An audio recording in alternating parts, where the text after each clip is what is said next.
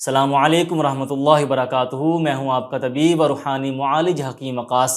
आज की ये वीडियो कोर्स ज़ियाबीतस शुगर वालों के लिए पहली किस्त है। कहानी समझेगा जो शुगर मर्ज़ में मुब्तला हुए हैं, जानलेवा मर्ज़ है। चलें आसान अल्फाज में समझाता हूँ, लेकिन कमेंट में बताएं ज़रूर ताकि अगली आने वाली किस्तों एपिसोड्स को मज़ीद बेहतर बनाया जा सके। शुगर को अगर कंट्रोल करना चाहते हैं तो शुगर के बारे में जानना बहुत ज़रूरी है। शुगर को जाने बगैर समझे बगैर आप बस हमेशा दवाओं के सहारे रहेंगे। खुदा न खास्ता थोड़ी सी गलती से जिस्म के किसी बड़े उज़्व को नुकसान पहुंच सकता है। ये वीडियोस कोर्स शुगर के मरीज़ों के लिए शुगर कंट्रोल रखने और हमेशा सेहतमंद रहने के लिए अल्लाह की रज़ा के लिए बनाई जा रही हैं। शेयर ज़रूर करें ताकि हर कोई इस मर्ज़ के बारे में जान ले।